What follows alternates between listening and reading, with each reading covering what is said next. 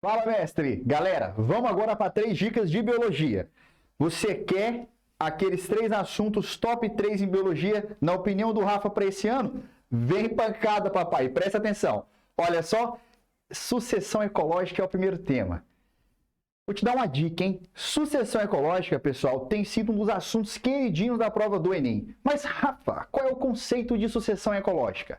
Pessoal, sucessão ecológica pode ser definida como a sequência de comunidades que surgem no ecossistema até atingir a comunidade clímax. Vai começar do zero, não tem ninguém, e vai de repente surgir uma floresta exuberante, bonita. Como que se dá esse processo, Rafa? De sair de uma rocha mineral, de sair de uma ilha vulcânica e chegar a uma floresta magnífica. Isso, pessoal, é um encadeamento de fatores que começa com 3 fases. São 3 fases. Tudo começa com aquela que chamamos de comunidade pioneira, conhecida como ECESE, tá bom? Que é questão de prova. Nessa primeira fase, a formação de um novo substrato. Imagina que não tinha nada ali, era um ambiente mineral, era uma ilha vulcânica, não tinha nada. De repente começam a surgir alguns indivíduos, claro, indivíduos limítrofes, que necessitam, ser bem complacentes com a adversidade, porque eles estão em um lugar inóspito. Imagina que nessa região aqui, pessoal, é praticamente zero matéria orgânica. O que tem ali é reserva mineral. Sendo assim, esses indivíduos vão desbravar aquele ambiente, mudando, transformando o ambiente à sua volta. Isso é a comunidade pioneira. A pioneira começa tudo, está se estabelecendo numa região inóspita. Com o passar do tempo, depois que a comunidade pioneira se estabeleceu, ela muda o ambiente à sua volta e isso torna a vida naquela região mais fácil. Daí surgem aquelas comunidades, chamadas de comunidade o quê? Série. O ambiente não era habitado e agora surge a série. Pessoal, a série é aquela comunidade que agora vai transformar o ambiente de forma mais veloz. Vai modificar o ambiente de forma mais rápida. O que nós vamos ter? Uma comunidade pioneira sendo substituída por espécies intermediárias. Até que então chegamos àquela comunidade em equilíbrio, chamada de clímax. A clímax é um ecossistema em equilíbrio. Por que isso? Então você viu que são 3 fases aqui. Uma fase que foi chamada comunidade pioneira. Surgiu numa região inóspita, não tinha ninguém, modificou o ambiente à sua volta. O ambiente era mineral, era formado por espécies complacentes. Espécies que aguentam viver em regiões inóspitas. Depois a gente foi para a comunidade série. São aquelas espécies intermediárias.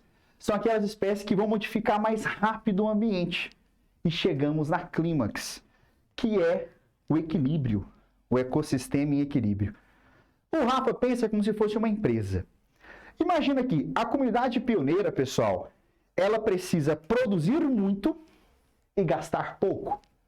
A gente fala que a produtividade primária bruta dela não é tão grande, mas a líquida é grande. Porque ela produz pouco, mas consome tão pouco, mas tão pouco ainda, que ainda sobra muita energia aqui. Essa energia sobrando é o chamariz. É aquilo que vai convidar novas espécies a entrar naquele ecossistema. Aí vem a série. A série modifica o ambiente. Vai chamando mais gente. As relações ecológicas passam a virar teias. Deixam de ser cadeias e passam a virar teias alimentares. Os indivíduos começam a aumentar em número. Eu começo a ter aumento da biodiversidade. Olha isso. É assim que sucessão ecológica é cobrado de você. Então, em resumo, entenda. Toda vez que a prova cobrar comunidade pioneira, ele vai estar cobrando de você um ambiente inóspito, mineral, que deve ser povoado por espécies complacentes, adaptáveis a condições inóspitas. A comunidade série seria aquela né, que vai substituir a comunidade pioneira, vai acelerar o processo de transformação do ambiente. E por último, a clímax. A clímax, diferente da pioneira, que produzia muito pouco, né? Não muito, produzia muito, mas gastava tão pouco, que sobrava energia. Na clímax, não é que produz muito não, produz muito, mas muito demais da conta. Só que gasta muito demais da conta. Tudo que é produzido é consumido. Portanto, em clímax, a gente fala que a produtividade líquida é zero. Pessoal, foco nesse tema. O tema de sucessão ecológica é importantíssimo em prova.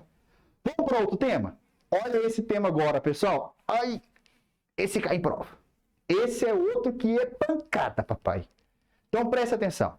Quando a gente fala, pessoal, de vacina e soro, a gente está falando do processo de imunização, certo? O que é um processo de imunização? É você induzir o seu corpo, né, de alguma forma, a combater isso, a combater um patógeno. Você pode induzir de duas formas. E dentre essas duas formas, diversos jeitos. Rafa, como é que eu vou induzir o meu corpo a combater um patógeno? Ou de forma ativa, ou de forma passiva. Rafa, me explica melhor. O que seria uma imunização ativa? A imunização ativa seria como se você ensinasse o teu corpo a produzir anticorpos. Então você coloca um vírus atenuado, você coloca um fragmento de vírus, você mostra um antígeno para o seu corpo. O seu corpo, olhando aquele antígeno, aprende a produzir anticorpos. A passiva não. A passiva, o seu corpo não aprende a produzir anticorpos. Ele recebe anticorpos prontos. Essa é a grande diferença. Então, quando a gente fala de ativa e de passiva, a diferença está: aqui na ativa, o meu corpo é ensinado a produzir anticorpos. Na passiva, não. Eu apenas dou anticorpos. Tanto ativa quanto passiva, eu vou estratificar. Como, Rafa? Explica para nós. Agora, em natural e artificial. A passiva também, em natural e artificial. O que seria para nós uma imunização ativa do tipo natural? Seria passar pelo próprio processo de doença.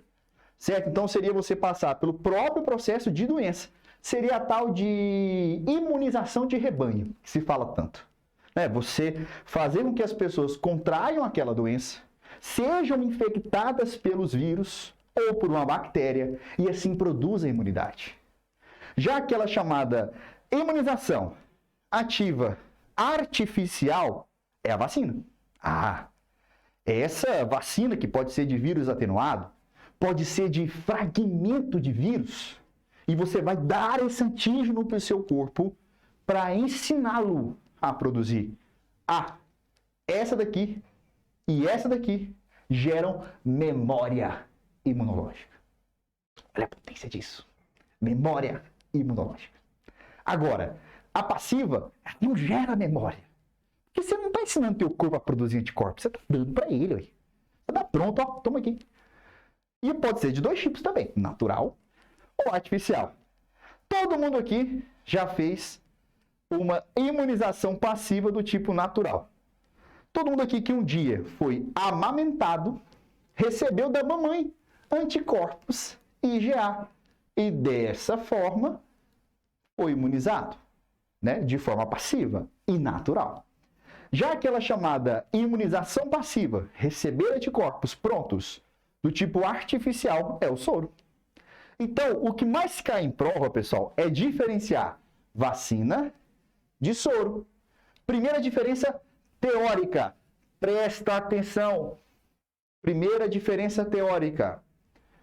Imunização ativa. Artificial é vacina. Imunização passiva. Artificial é soro. Soro é passivo. Vacina é ativo. Este é o pulo do gato. Beleza ou não? Tranquilo para esse tema. Esse tema você vai arrasar na prova.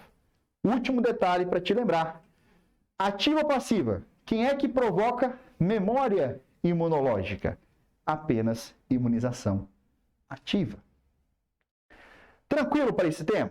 Vamos para o nosso último tema, então. E o nosso último tema de dica de hoje é esse aqui, ó. Artrópodes, que também é pancada, papai. Esse também é pancada. Ih, esse cai tanto em prova. Olha esse aqui, ó. Metamorfose. Metamorfose. Rafa, eu tô precisando de uma metamorfose na minha vida. Eu tô precisando mudar. Você pode mudar a sua vida por completo. Eu chamo de holometábolo, aquele que muda a vida por completo. Você pode mudar a sua vida parcialmente. É o hemimetábolo. Ou você pode não mudar a sua vida, é o que não faz metamorfose. Eu sei, piada bosta, né? Mas tá bom. Vamos lá? Então você tem esses 3 tipos de metamorfose. Aquele indivíduo que faz metamorfose completa, eu chamo de holometábolo. Aquele que faz uma metamorfose é a minha boca. Eu chamo de hemimetábolo. Já aquele que não faz metamorfose é o ametábolo. Obviamente que se a gente for estudar cada fase de cada uma dessas metamorfoses, a gente vai entender por que desses nomes. Preste atenção, eu não vou escrever aqui, hein? Mas eu quero você atento. Holometábolo tem a seguinte sequência de fases. Ovo, larva. Tem larva, olha o nome. Tem ovo que eclode numa larva. Essa larva vai depois formar um casulo, uma pupa ou crisálida, que vai depois eclodir num jovem, no mosquito, por exemplo. Então, por que é chamado de holometábolo? Por que é metamorfose completa? Porque eu estou saindo de uma larva, que parece um corozinho, para um mosquito com asa. Ó, mudou de vida. Tá vendo? É assim que funciona. Já em metábolo, é porque a metamorfose foi assim, foi mais ou menos. É porque a fase intermediária é um pouquinho diferente da fase adulta. Aqui eu tenho uma tal de ninfa, no hemimetábolo. Já no ametábolo, o indivíduo, o jovem, é igual ao adulto. Não há mudança, não há metamorfose. O que grande intenção de prova é cobrado aqui é o fato de por que os holometábolos são têm mais vantagem.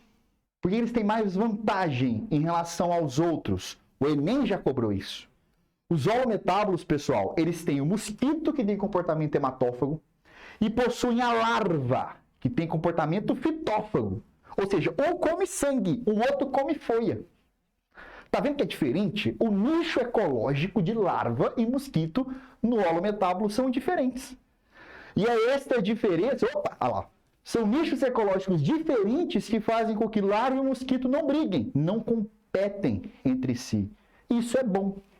Isso é uma vantagem para quem é holometábolo. Porque para quem é hemimetábolo e ametábolo, vai existir competição. Tudo bem ou não? Uma grande vantagem. E para encerrar, não pode, claro, faltar vetores de doença. E eu quero você junto comigo. Primeiro vetor clássico é o do Chagas. Lembra? É o barbeiro. É o Triatoma infestans. Isso aqui é uma piada? Eu tenho uma. Eu tenho que falar. Existe uma piada que é assim, escuta essa, que é muito boa. Qual é o inseto? Qual é o artrópode? Né? Ele é um artrópode, não é um inseto. Qual é o artrópode que está sempre em festa? É o Triatoma infestans. Tá vendo? Genial. Você nunca vai esquecer essa. Depois do Chagas, eu tenho o quê?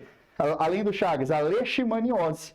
Então, se aqui eu tenho Triatoma infestans barbeiro, que, lembra, a transmissão do Chagas acontece durante a defecação do inseto, aí a pessoa coça, e ao coçar leva o Trypanosoma cruzi na sua forma tripomastigota para o buraquinho, onde o inseto picou, onde o artrópode picou ali. Beleza? Leishmaniose, pessoal, lembra qual é o gênero do mosquito? É o Lutzomia, ou Lutzomia. Beleza? É ele aqui. É a picada do Lutzomia. Depois eu tenho a filariose. A filariose é a picada do Culex fatigans. Culex fatigans. Tá bom? É ela que causa aquela elefantíase, lembra? O edema de membro grandão, porque entope os vasos linfáticos, é causada por um nemateuminto chamada Wuchereria bancroft, ô nome bonito, não é não? É isso aí, não vai esquecer. E 3 últimos, malária. Malária é o Anopheles tarlingius. É a picada do mosquito, né? Que transmite a malária, tudo bem? Que é um protozoário apicomplexa esporozoário. Dado importante, não vai esquecer. Apenas na malária, o mosquito é hospedeiro definitivo. No restante aqui ele vai ser intermediário. Mas aprenda essa, viu? Na malária, o mosquito Anopheles é hospedeiro definitivo. Tudo bem? Dengue. Dengue você não pode errar, não. Esse é quem? É o Aedes aegypti. Esse não pode lembrar. É aquele suco Aedes que você compra no supermercado? Não. É o Aedes aegypti. Beleza? E por último, não menos importante, febre maculosa. Não acho que você vai cair em prova, não acho mesmo, mas é por um artrópode importante que é o carrapato estrela, que é o vetor, né? O veiculador